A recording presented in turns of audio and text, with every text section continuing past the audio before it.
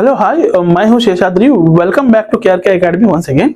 तो आज हम सीएपीएफ का जो मेडिकल टेस्ट होती है, तो फर्स्ट ऑफ ऑल आपको ये पता होना चाहिए कि आप मेडिकली फिट हो कि नहीं इस एग्जाम को देने के लिए। तो पूरा एग्जाम प्रिपेयर कर लेते हो आप, पूरा प्रिपरेशन हो जाता है आपका। अगर आपकी जो मेडिकल स्टैंडर्ड से मेडिकल क्राइटेरिया है वो अगर आपको पता नहीं है तो एट द एंड इतना प्रिपेयर करने के बाद छोटी सी मेडिकल रीजन की वजह से अगर रिजेक्ट हो जाते हैं आप, तो बहुत ही बुरा लगेगा आपको, राइट। तो इसीलिए आपको पहले ही एक क्लियरली आपको पता होना चाहिए कि मेडिकल के टाइम पे क्या क्या टेस्ट होती है, क्या चेक करते हैं मेडिकल के टाइम पे। मैं आपको एक एक करके क्लियरली एक्सप्लेन करूंगा, ठीक है। देखिए टिल एंड तक ये वीडियो देखिए। सो फर्स्ट ऑफ ऑल आपको आई साइट चेक होती है। आई साइट में देखिए आपको प्लस और -4 तक आप एलिजिबल हो। -4 एंड +4 माने जो बेटर आई का जो विजन होती है वो है 6/6 एंड 6/9। वर्स्ट आई का जो होती है 6/12 तक वो अलाउ करते हैं, माने -4 एंड +4। -4 माने आपको जो सिलेंडर आप यूज करते हो माने चश्मा, वो मायोपिया -4 रहता है। +4 जो है वो है हाइपरमेट्रोपिया करके बोलते हैं, ठीक है। सो माइनस एंड +4 तक आप एलिजिबल हो आप, अगर साइड है तो आपको, ठीक है, कोई इश्यू नहीं है।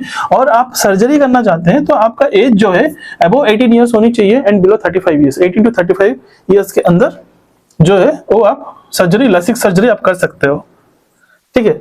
और उसके लिए जो एक्सियल लेंथ जो होना चाहिए वो 21 to 26 mm and cranial thickness जो है वो 4 to 5 माइक्रोन्स जब आप लसिक सर्जरी करते हो, ठीक है।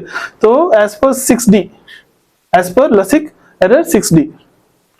तो और ये सर्जरी जो है लसिक सर्जरी करवा सकते हैं आप, मगर 6 महीने से पहले करवाना है आपको, ठीक है। जब आप एग्जाम देने जाते हो उससे 6 महीने पहले करवाना है आपको, no 6 months, right.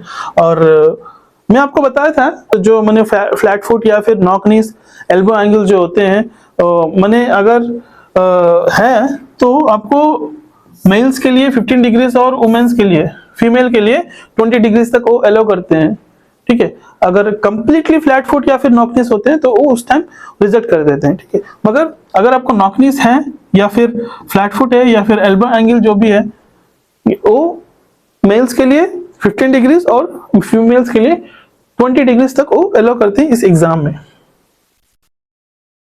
Yes, and year का कंडीशन अच्छी होनी चाहिए, डेफनेस, ये सारी चीजें, ठीक है।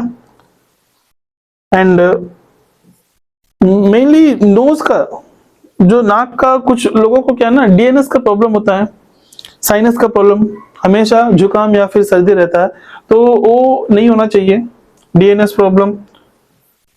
कुछ बच्चों का क्या होता है ना, यहाँ पे डीएनएस मैंने थोड़ा टेढ़ा रहता है, नोज का जो पार्ट है, जैसा अभी मेरा भी प्रॉब्लम है डीएनएस का प्रॉब्लम, देख सकते हैं आप, ये ऐसा रहता है, नोज का जो एंगल है तो थोड़ा बेंड रहता है। तो वो सर्जरी कर सकते हैं आप, सर्जरी, इसके लिए सर्जरी अलाउड है तो कर सकते हैं, मगर 6 महीने से पहले कोई सर्जरी नहीं करना चाहिए।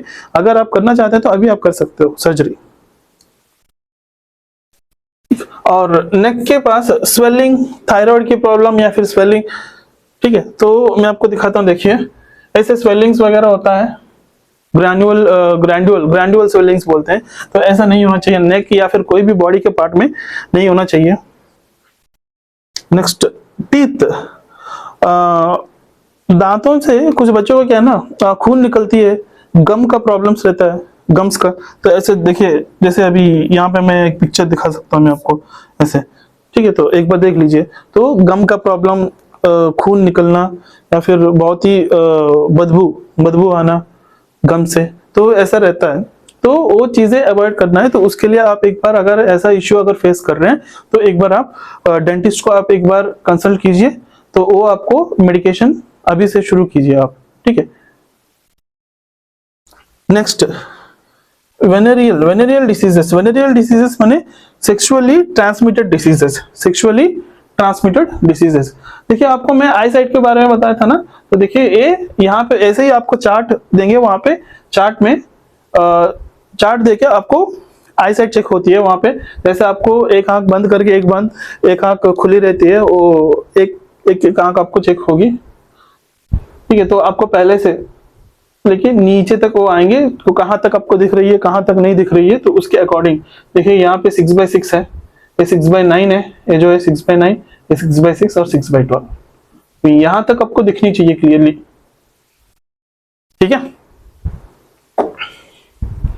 यस, सो क्रोनिक स्किन डिसीजेस, कोई माने स्किन की डिसीज नहीं होनी चाहिए, जैसे कि साइरोसिस और वेर्सिकुलर, ये सारी चीजें स्किन डिसीजेस है। तो रैशेस वगैरह होते हैं कुछ बच्चों को कुछ खा जाने से, या फिर खाने के बाद कुछ अगर वो बॉडी में थोड़ा इन्फेक्शन होने के बाद स्किन का रैशेस हो जाते हैं, रेड कलर या फिर ऐसा कुछ रैशेस होते हैं, ठीक है। तो अगर वो माने लगातार आपको वो रैशेस रहते हैं, या फिर आप रेगुलरली उसको माने उसको फेस कर रहे हो उस रैशेस को, माने उसको एक बार आप स्किन स्पेशलिस्ट को एक बार कंसल्ट कीजिए, उसका मेडिकेशन लीजिए अभी से। वो मेडिकेशन से आपको माने ठीक होने की 99% चांसेस है। तो स्किन की डिसीज अगर कुछ ऐसा फेस कर रहे हैं आप, ठीक है, नोज का डीएनएस का प्रॉब्लम है, थ्रोट का या फिर टीथ का कुछ इन्फेक्शन है, तो ये सारी चीजें मैं क्लियरली अभी बता रहा हूँ, ऐसे ये सारी चीजें नहीं होनी चाहिए आपको। अभी से ऐसा कुछ फेस कर रहे हैं तो आप मेडिकेशन ले लीजिए अभी से, ठीक है। तो नेक्स्ट स्टैंडर्ड, कुछ जनरल स्टैंडर्ड्स हैं, तो आपको एक बार मैं पढ़ लेता हूँ, एक बार देख लीजिए। Speech should be without impediment, माने आपको कुछ बच्चे बात करते समय हकलाते हैं ना, तो वो हकलाना नहीं चाहिए, तो that problem should not be there, वो भी चेक करते हैं, ठीक है।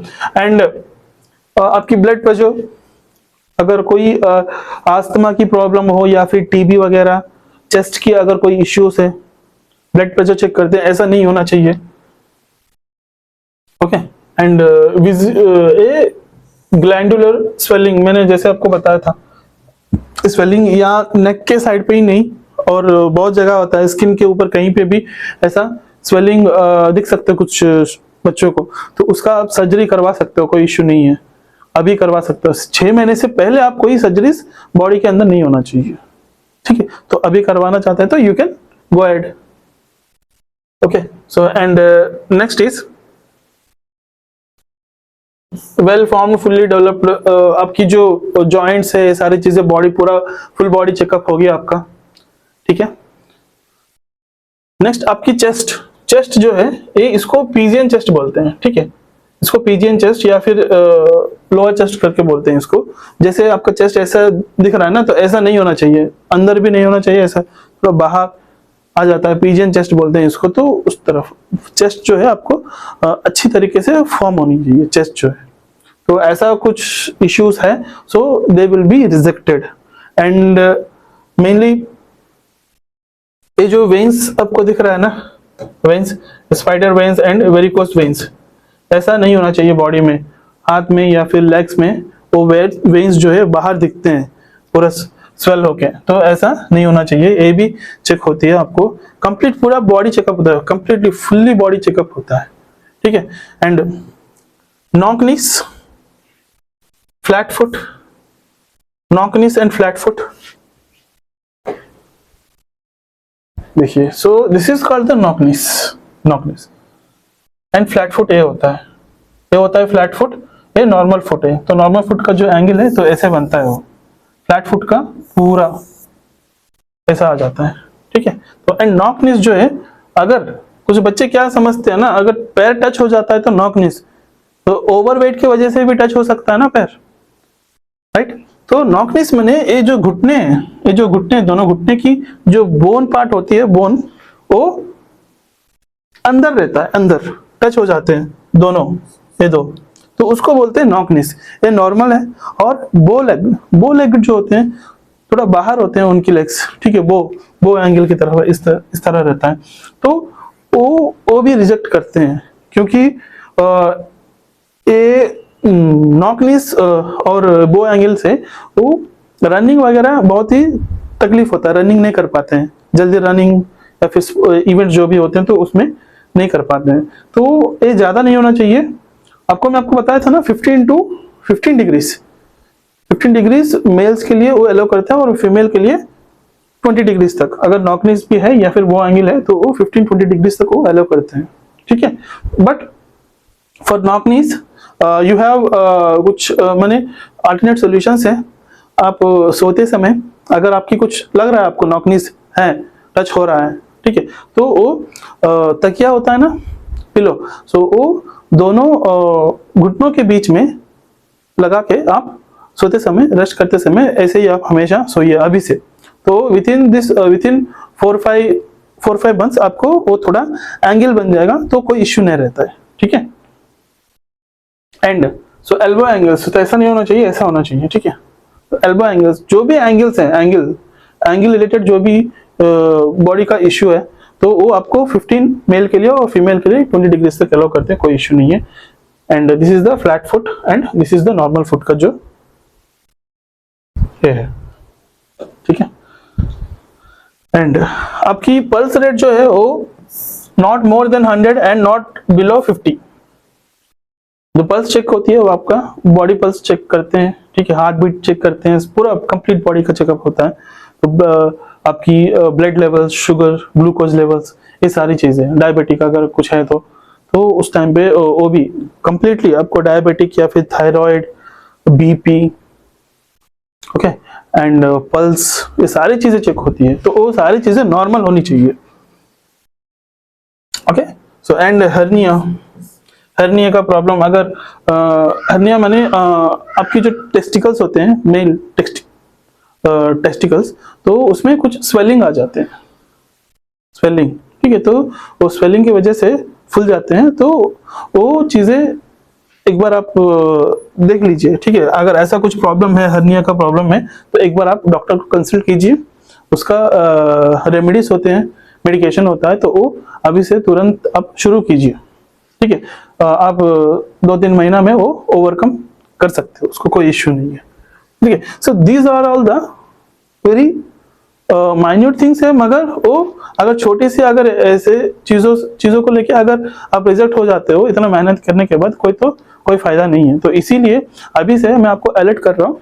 तो अगर ऐसा कुछ इश्यूज है आपको आपके बॉडी में कंप्लीटली, ठीक है, तो उसको आप अभी से आप शुरू कीजिए, उसको मेडिकेशन लेना, वो आप विथिन 4-5 मंथ्स के अंदर वो उसको आप ओवरकम कर सकते हो, ठीक है। तो नेक्स्ट इज टैटू क्रॉस।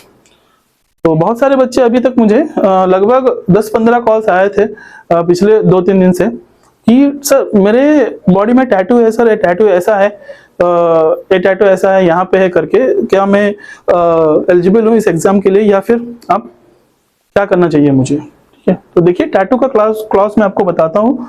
तो टैटू जो है वो आपको लेफ्ट हैंड की फोर आर्म जो है ना, फोर आर्म यहाँ से यहाँ तक, वो भी आउटर साइड नहीं, inner side of the four arm आपको हो, मैंने अगर है तो कोई इश्यू नहीं है टैटू। अगर अंदर की साइड तो ऐसा कुछ या साइड पे या फिर यहाँ पे लिखते हो आप, ठीक है, तो वो नहीं चलेगा। तो अंदर की साइड होना चाहिए ऐसे, और ठीक है। तो और जो भी टैटू है वो 1/4 of your four arm, 1/4 of your four arm size, माने इतना साइज की टैटू रहना चाहिए। देखिए यहाँ पे क्लियरली वो मेंशन किए हैं। तो religious sentiments of our countrymen are to be respected. So religious symbols or figures and the names as followed in the Indian Army, ठीक है। religious symbols, names, ठीक है। तो ये सारी चीजें आप टैटू बना सकते हो, मगर वो लेफ्ट हैंड फोर आर्म के अंदर साइड, इनसाइड की पार्ट में होनी चाहिए, वो भी 1/4। देखिए the size must be less than 1/4 of the particular part, elbow or hand, elbow और hand, उससे 1/4 होनी चाहिए, ठीक है। एंड लोकेशन देखिए, लोकेशन टैटू का लोकेशन कहां पे मैं आपको बताया था अभी, body like inner aspects of four arm, only left four arm. देखिए यहाँ पे क्लियरली मेंशन किए हैं, नोटिफिकेशन, ये नोटिफिकेशन का ही मैं स्क्रीनशॉट लेके मैं आपको एक्सप्लेन कर रहा हूँ, ठीक है। तो एक क्लियरली यहाँ पे मेंशन किए हैं कि four arm left, only left four arm being non-saluting limb or dorsum of the hands are to be allowed। क्योंकि राइट से आप सैल्यूट करते हो, आपकी सबऑर्डिनेट जो भी है हायर अथॉरिटी को अगर सैल्यूट करते हैं तो वो टैटू दिखते हैं, वो अगर राइट हैंड के अंदर साइड इनर साइड है तो वो दिखता है, तो it shows A negative impression. तो इसीलिए अगर आपको टैटू है तो आपको यहाँ पे four arm, left hand four arm में इनसाइड हो सकता है, ठीक है, कोई इश्यू नहीं है उसमें। तो अगर कोई दूसरा बॉडी के पार्ट में है तो दे विल रिजेक्ट टैटूज है। तो अगर टैटूज है कहीं बॉडी के पार्ट में तो उसको आप लेजर से आप उसको क्लियर कर सकते हो, ठीक है। तो अभी से अगर कुछ बनवाना है, जैसे टैटू का कुछ शौक है, तो आप वो भी four arm, left hand four arm में वो भी 1/4 साइज होनी चाहिए आपकी हैंड जो है, ठीक है। So this is the clear instructions given in the notification. So these are all the medical standards, आपको चेक होगी आपको। सो पहले आपका रिटर्न होगा, उसके बाद फिजिकल के बाद इंटरव्यू, सो लास्ट में मेडिकल की टेस्ट होती है। तो अभी इस मेडिकल जो भी जितना भी मैंने पॉइंट्स अभी बताया हूँ, सो एक बार आप थरोली इसको एक बार आप चेक कर लीजिए आप। तो अगर ऐसा कोई इश्यूज आप फेस कर रहे हो तो अभी से मेडिकेशन स्टार्ट कीजिए, हर एक चीज के लिए मेडिकेशन है। और कोई डाउट है तो मुझे कॉल कीजिए, मैं आपको सजेस्ट करूंगा क्या करना है क्या नहीं करना है। So I will give you complete suggestion, ठीक है। तो कोई डाउट है तो नीचे जो नंबर है उस नंबर पे मुझे कॉल कीजिए, कोई डाउट है, या फिर you can text me in the WhatsApp also, ठीक है। सो धन्यवाद दोस्तों, जय हिंद।